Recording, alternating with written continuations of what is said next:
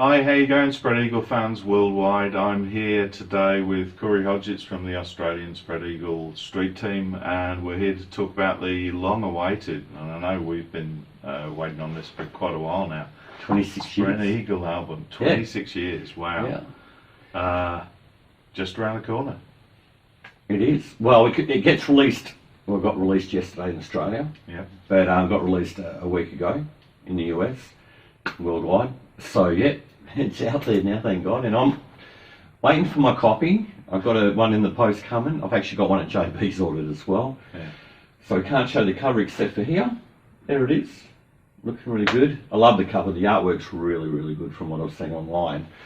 And yeah, the boys are very proud of it, and yeah, the fans are very proud of it too. Quite rightly so. I mean, back in the day, Spread Eagle were one of those bands that I thought, and you probably thought as well, were going to take over the world. And then, Yeah. My new favourite band, you know, I thought, great. and even though we followed the careers of the guys over the years, it was always something in the back of everyone's minds, I think, that what would a new Spread Eagle album sound like? Yeah. And here it is, Subway to the Stars. Maybe tell all the guys about the album, what makes it so special. I know you reviewed it for us on the site. Well, I guess time and a couple of new members do make a big change to a band. Me being a big fan since 1990 and loving the first two albums, also realising the second album was definitely going in a different direction. I always wondered what the third album would sound like, and you know, in that period of time when grunge was all big and stuff, it was kind of like, well, what would they have done? I think with the new album, it's almost like it's gone back and it is their third album, because some of the songs through it really do take you back to the 90s, I feel. And then they go into other areas, and I hear a British pop in some of the stuff too, like lyrically and with melodies. But then again, you've got the heavy rock and stuff as well, which is great. And you know, More Wolf Than Lamb is probably one of the most cranking songs on it, and that brings a good heavy side.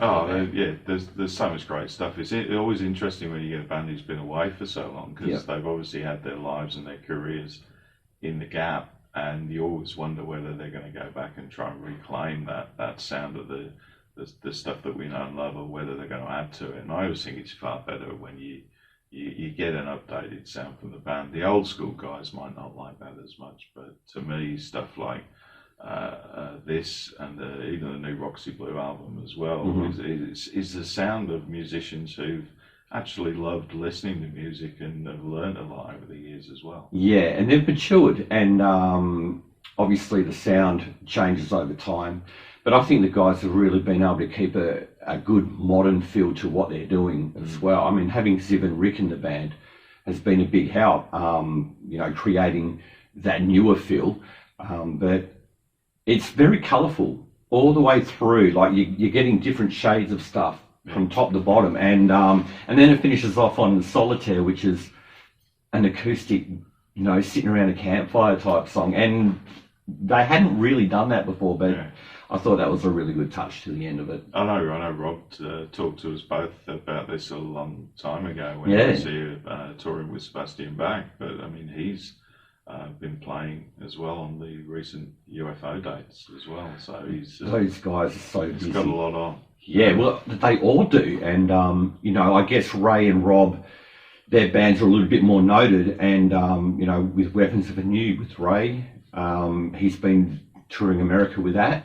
He's on holiday at the moment. Rob is just about to go over to Europe, and you know, he's got more UFO shows, more Sebastian Bach shows, and then he's got to try and get back for November to do Spread Eagle shows. So the guys are very busy. And Ziv and Rick aren't sitting around doing nothing either. They're, you know, Rick's into his production, he's got his thing going. Ziv's been playing on a lot of different things, so they're all out there and keeping very active in the scene. Even now the album's released and they're not playing yet. So street teams these days, I think, are as valuable as ever for getting the word out there. There's so much more new music out. It's always really, really hard to single something out from the pack. Why should everyone go out and buy this new Spread Eagle? Well, it's quality, and it's a band that know what they're doing, and you're not going to get what you've been hearing from nearly every other band. And I mean that in a way where, you know, there's not the big heavy vocals and there's not that common metal sound coming out of their stuff. So, you know, they're keeping to tradition, but keeping modern, and they're just showing so much muscle with it because of the experiences that they've all had. So it's just quality. And what's the plans, or what do you know the plans to take this out on the road? They start in November. They're talking with booking agents now. They're setting up an American tour pretty much at the moment.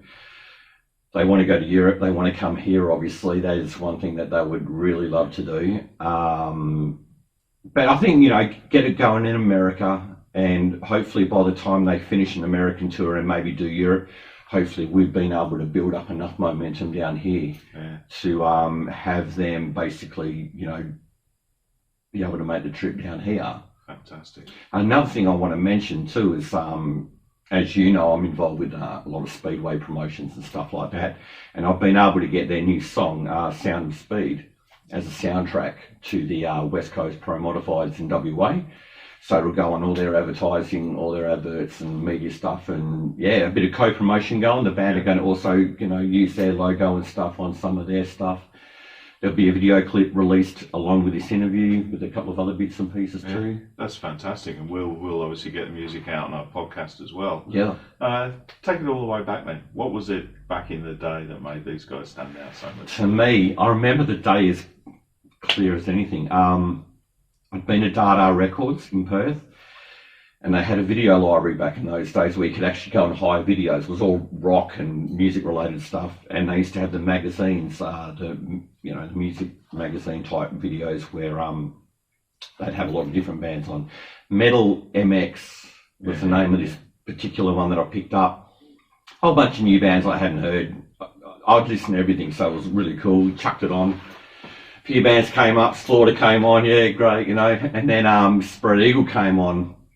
And I remember just kind of watching and thinking, yeah, because I was in a band at the same time, very still street level, and I'm going, these guys are kind of like us, you know, they're starting out and they, you know. And then they played the clips and I was like, okay. And at the end of the interview, I just kind of went, I've just got to watch all that again. And I remember going back and watching it and thinking, this is what I've kind of been waiting for. Like, I love Skid Row and Guns N' Roses and all that, but they just went up that extra notch with a bit more heaviness. They reminded me at the time more like Death Angel. Mm-hmm. I thought, oh, kind of more in that vein, you know. So creeping into the thrash thing, but it was just so powerful and real. And because I was able to relate to them watching the interview and stuff, it took me on more. Yeah. They were kind of not out of reach, if you know what I mean. Yeah. Like a lot of the other bands I was into at the time, they'd already kind of become arena packing bands and stuff like that. So, but these guys were like, it's my new band. And they've been my band ever since, and I won't let them go. That's fantastic. I mean, it is a great album. It's contender for one of our albums of the year, definitely. There's a lot of good stuff out this year, but this is really right up there with them. Yeah. Well, that's the good thing about it, is I didn't actually have to pretend I liked it. It blew me away. So it's, you know, it's a great album. I can't stop playing it. It's going to be a summer album for sure. It's cruising on the beach. It's going to be a classic for years to come, and let's hope the guys do manage to get down to Australia. We're certainly going to do all we can to try and make that happen. Absolutely. You know, I'm talking to the guys constantly, just helping the ball roll in Australia a bit more, and you know, it's really up to a lot of things whether we can get them down here. You know, I think if they go out and stay busy for a while, I think, you know, there's always that chance of doing something. You know, not here in Perth. I think Sydney and Melbourne would be the places to try and get them into. And like I said before, they really want to come down as Spread Eagle, and obviously Rob's been here a bunch of times. Ray said to me that if I can somehow get them to Australia, he'll name his firstborn after me, so I'm keeping you to that, Ray. But yeah, look, I'm happy to do whatever I can, you know, and obviously with you guys at Rockpit too, you know, you're a big pusher for these guys and Rob in general and Ray. So it's good that there's people like us. Yeah. I mean, it's our 10th anniversary this year. We're doing a few gigs. We're hoping to get some internationals over. Yeah. Maybe we could help with the spread eagle as well. That would be awesome. Okay. And anyone that's watching this, if you've got interest to get these guys over, definitely get in contact with us, and we'll do whatever we can. Tours happen for a lot of reasons these days. Sometimes there might just be a sponsor out there who wants to get these guys over and be a part of that. And certainly, get in touch if that sounds like you. Yeah, they're great guys, and they would really appreciate it. And I think the people that grew up listening to these guys would really appreciate it too. Any final words from you, Corey? Let's hope it goes to number one. I mean, I know it's a different world as far as recordings and all that go these days, and charts and that, but no, I really hope it does get what it deserves. And look, if we can get that ball rolling, that'd be really great. And I'm going to get it into as much motorsport areas as I can as well. I'm aiming for supercars. That's my big one. That's a big shot, but you know what? If you don't push the boat, you don't know if it's going to single. That's right. Let's make it all happen. Absolutely. Subway to the stars. This is it. Spread eagle. Yes. Go out, buy it now. And I want to say a hi to the American Street team who got going as well, and they're doing great things. They're doing membership packages, a whole lot. So I've got mine on its way. Thank you very much, Dory. And the Australian Street team are big supporters of the American Street team and German Street team and everyone else. So if we can all stick together and make these guys famous, that'd be really great. Fantastic. Thanks so much for your time No worries, this morning, Corey. Thank you. Let's make it happen. Let's do it.